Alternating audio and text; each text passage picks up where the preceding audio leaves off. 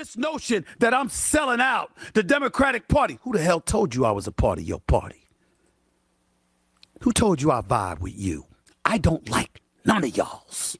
So Stephen A. Smith found himself on the wrong side of the political aisle because he actually had the nerve. How dare he actually question a black woman, a black Democrat? But maybe this is part of Stephen A.'s awakening, coming to a realization that these people really don't care about us, that they primarily care about power. Let's see how he deals with the pushback that he's receiving. What do y'all think? Do you think this is some kind of awakening for Stephen A.? This whole thing involving me and Jasmine Crockett and the fallout from it, particularly from the black community and from the Democratic community, has really, really raked my last nerves. Let me know what y'all think about Jasmine Crockett in particular, or whose side are you on? Do you side with Stephen A. for questioning her tactics when she's over here cussing out Trump and saying F him and all this kind of foolishness? People are labeling me as being disrespectful. They're hinting towards misogynism. All of a sudden, we got to bring up, well, Stephen A., he has a history of being critical of black women. I have a history of being critical of everybody.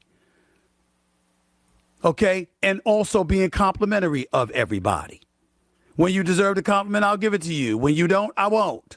The same applies to me from other people. I'm a big boy. I can take it. As long as it's accurate.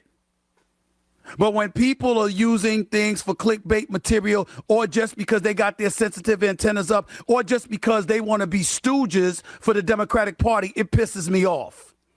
Because I think that's a problem that exists in this nation. And I think that's a problem that specifically existed when it comes to the African American community, the black community, which obviously I am a part of. And this notion that I'm selling out the Democratic Party, who the hell told you I was a part of your party? Who told you I vibe with you? You did, Stephen A. You did a clip not shortly after all this heat, this blowback, or maybe it was after this video that you're making right here. Even though on one hand, I've heard you say on multiple occasions that you are an independent. You are a black woman who is speaking your mind. I spoke my mind about whether or not that strategy is going to work for her and going to work for the Democrats in pursuit of regaining power during the midterm elections and hopefully the presidency in 2028, because I'm not a Republican and I don't have a desire to vote for any of the Republican candidates that I see. But I'm pretty sure that if we followed your, and I'm not hating on you, because you have a right to do what you want to do politically. You can vote whichever way you want. I just hope that as time goes on, you really start to see the truth of, again, what side really cares about you. Have you not been listening? I don't like none of y'all's. I'm talking about either side of the aisle. I think with elected officials, with Capitol Hill, I'm not talking about specific individuals. I'm talking about the apparatus, the infrastructure that's in place on Capitol Hill. I think what they've done to the American people is criminal. I think they're the reasons we're divided. I think they're the reasons why our divisions are so conspicuous and so palpable that it's made us so volatile towards one another. So I'm going to do everything that I can. Although I might speak loudly, although I might speak acerbically, trust you me, that's all I'm going to do. In an effort to bring out facts and to make sure that we understand where everybody's coming from. I want to state for the record, I owe no apology to Representative Jasmine Crockett or any of her supporters. I said nothing disrespectful to them. And I appreciate that. Don't back down to the mob, straight up. Because then they'll just kowtow. I mean, they'll walk all over you if you give them an opportunity to. So I appreciate him not backing down and standing firm on his convictions. But let me address a bit, just for a quick couple of seconds, his point about the division is primarily because of both sides of the aisle. Can we please stop with the both sides of the aisle thing? Now, of course, there's division, and there will always be clashes in ideology and beliefs when it comes to politics. That ain't going nowhere.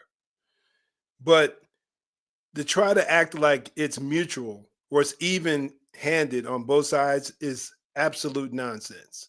There was a recent survey that came out, YouGov survey.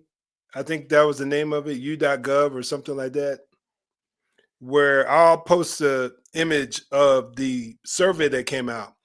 And you see it's clear that those on the political left are the ones who are more open to violence.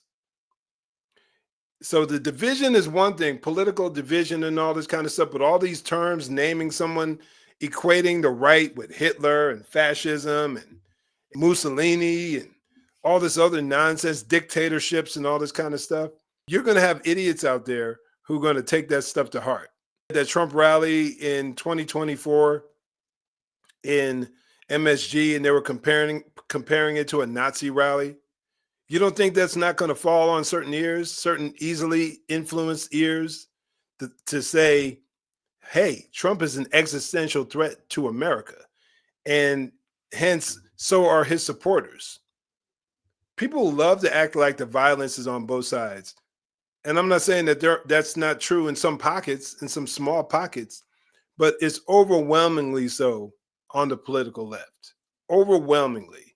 And if you don't believe me, look at the last 5 years. Look at from 2020 on. All of the major, I'll even give you January 6th, but that paled in comparison to the so-called Summer of Love, where over 220 cities had riots after George Floyd was killed, and the pushback from COVID, riots in over 220 cities, over $2 billion worth of damage, more than 24 people murdered associated with those BLM riots, thousands of police officers injured. Not even close, y'all. And that's just one incident. But it spanned for like 6 months, 6 months worth of riots because of an allegation that George Floyd was killed by a racist cop, which was never proven. Never proven that Derek Chauvin did anything based on the skin color of George Floyd. There was no evidence of that. Time and time again, when we look around, you name the stance, you name the policy that the right goes after, that is on the left: abortion, the Israel-Palestine relationship, Doge, USAID, ICE, you name the issue. When the left gets out there and protests, violence quickly follows. Trump's inaugurations, his first one, there were riots up and down. There were multiple vehicles burned down, multiple officers injured, multiple arrests. But oftentimes you just don't hear about it because the mainstream media is complicit to all this. So can we please chill out with the both sides argument, because it's just not accurate. That lady or about that lady. I've even said she is welcome to come on this show. She has been invited for weeks. The same applies to AOC. Hakeem Jeffries has been on this show. Chuck Schumer has been invited to this show. Gavin Newsom has been invited to this show. How many of y'all think that Jasmine Crockett would go on Stephen A. Smith's show? And he's not even like a type of person to come after her. If she was to come on this show, he would more than likely have a pretty even-keeled conversation with her. But I don't ever recall seeing her appear in anywhere on any platform that's even remotely confrontational.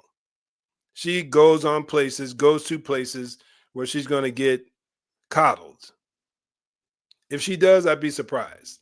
But then again, not 100%, because Stephen A. would believe it would be a series of softball questions he would ask her. I don't think he would really hold her feet to the fire, as opposed to like if she was to appear on like a Fox News or like Tim Pool or somewhere like that.